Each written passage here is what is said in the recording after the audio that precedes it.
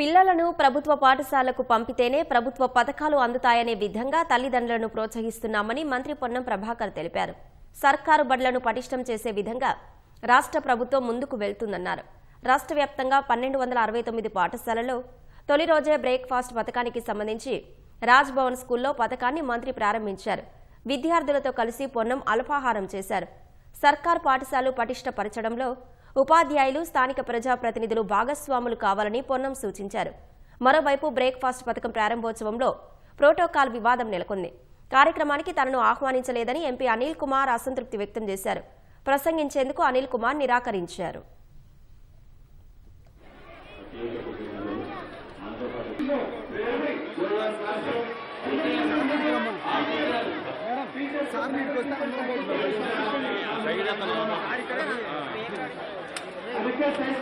రాష్ట్ర వ్యాప్తంగా తల్లిదండ్రులు ఆలోచన చేసి ఈ యొక్క అవకాశాన్ని పౌష్టిక ఆహారాన్ని తీసుకుంటూ రాష్ట్ర స్థాయిలో మరి ఉన్నత విద్యగా ఎదగాలని కోరుకుంటా ఉన్నాం. ఎక్కడ కూడా క్వాలిటీలో కాంప్రమైజ్ లేకుండా కొన్ని స్వచ్ఛంద సంస్థల సహకారం ప్రభుత్వం దాదాపు 800 కోట్ల రూపాయలతోటి మరి బ్రేక్ఫాస్ట్ కార్యక్రమాన్ని తీసుకుంటా ఉంది.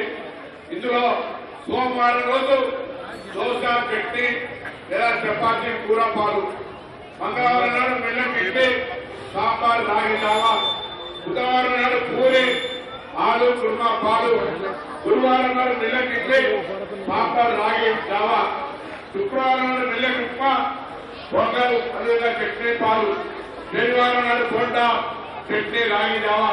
ఈ విధంగా సోమవారం, బుధవారం నాడు పాలు, మంగళ, గురువారంలో రాగి జావా ఇస్తూ పిల్లలందరికీ సంబంధించి మానసికంగా ఆరోగ్యవంతంగా ఉండాలి, వాళ్ళ శారీరానికి పౌష్టికమైనటువంటి ఆహారం చేయాలని ఆలోచనలు కార్యక్రమం తీసుకున్నాం.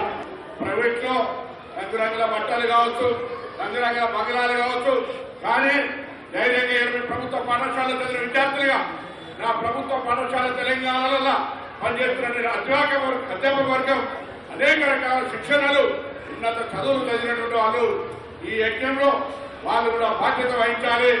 మీరు పనిచేస్తున్న పాఠశాలల సంఖ్య పెంచుకొని విద్యార్థులను ప్రభుత్వ పాఠశాలల వైపు ఆకర్షితం చేసుకోవాలని కోరుతా ఉన్నారు.